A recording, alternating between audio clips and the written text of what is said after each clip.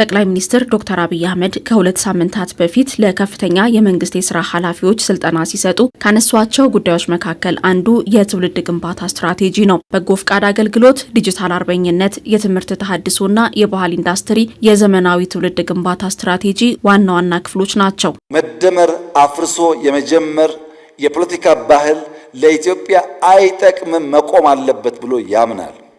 ስለዚህም ማስተካከል ያለፉ ስህተቶች የሚያርቅ ማስፋት የቀደሙ ድሎች ጠብቆ የሚያሰፋ ማበርከት ለዛሬና መጪው ትውልድ ጥቅምና ፍላጎት የሚሰራ ሐሳብና ተቋም ሀብት ወረት ማንበር ማቆየት ያስፈልጋል።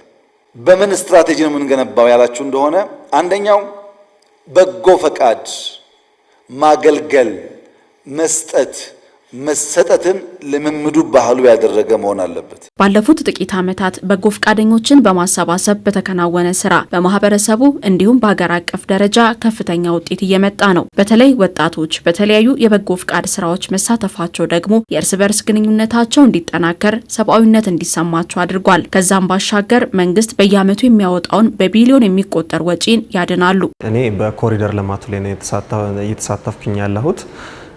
ያው የወጣቱ ሚና ብዙ ነው።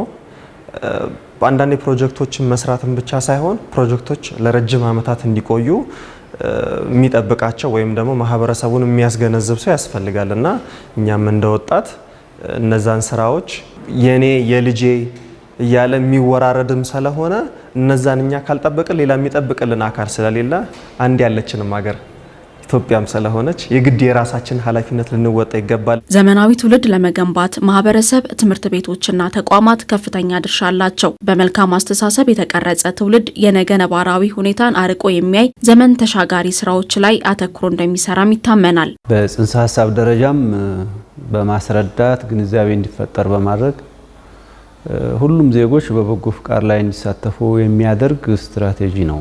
ከስትራቴጂ አኳያ ማለት ነው። በተለይ ደግሞ ወጣቶች በዚህ ጉዳይ ላይ ሰፋ ያለ ተሳትፎ እንዲኖራቸውና የጎላ ተሳትፎ እንዲኖራቸው ለማድረግ በሚያስችል መንገድ ነው የሚተገበረው። በአገር አቀፍ ደረጃ በየአመቱ ከ500 ሺህ በላይ ወጣቶችን እናሳትፋለን። እኛ 13 ፕሮግራሞች አሉን። 13ቱም ላይ ስለሚሳተፉ ማለት ነው።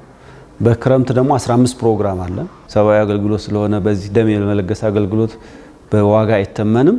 ከዛ ውጭ ያሉት አገልግሎቶቻቸው ወደ ገንዘብ ቢቀየሩ ስንት እንደሚሆኑ ይታወቃል ማለት ነው። በከተማችን ውስጥ በአጠቃላይ በበጎ ፍቃድ ስራ በቢሊዮን የሚቆጠር ሀብት ነው እኛ ሞቢላይዝ የምናደርገው ማለት ነው። ለምሳሌ የአቅመ ደካሞችን ቤት ይሰራሉ፣ ያድሳሉ ሳይሆን ይሰራሉ። ሀብት አሰባስበው ወጣቶች ማድ ያጋራሉ። እነዚህ የሚያደርጉበት ጊዜ ደግሞ ወጣቶቹ ምንድነው የሚያደርጉት ማለት ነው? በገንዘብም ዛሬ ለሌላቸው ሰዎች ይተካሉ። ይሄ ደግሞ እየለመደባቸው ሄዶ በሂደት ደግሞ ባህል የሆነ የራሳችንን ችግር በራሳችን መፍታት የሚያስችል ማህበረሰብ እንገነባለን ማለት ነው። ወጣቶች በሚኖሩበት አካባቢ ዘርፈ ብዙ የበጎ ፍቃድ አገልግሎቶችን ከመስጠት ባለፈ ወደ ክልሎች በመሄድ የሚያደርጉት የበጎ ፍቃድ አገልግሎት ከተለያዩ ማህበረሰቦች ጋር እንዲተዋወቁ እድል ይፈጥርላቸዋል። ደቡብ ክልል ሄደዋል፣ ኦሮሚያ ሄደዋል፣ አማራ ክልል ሄደዋል። በዚህ አካባቢ ተንቀሳቅሰው የሚሰሯቸው ስራዎች አሉ። በዚህ መሰረትም እነሱም እዛ አካባቢ ሄደው የማያውቋቸው ብዙ ነገሮች ያውቃሉ ማለት ነው። የማህበረሰቡን ባህል ትውፊቶችን ያዩና ያው ይሄኛ አንድ ቦታ ላይ ያለው ገጽታችን ሌላ ቦታ ጋር ተመሳሳይነት ያለው መሆኑንና ልዩነቶች አሉ። እነዛ ልዩነቶች ደግሞ ውበታችን መሆኑን የሚያሳዩበትን ስራዎች ደግሞ ተመልሰው እዚህ ይሰራሉ ማለት ነው። ወጣቶች ጋር ዲስከሽን ያደርጋሉ። ስለዚህ ወሰን ተሻጋሪ ስራዎችን በመስራት በርካታ ውጤቶችን አምጥተዋል።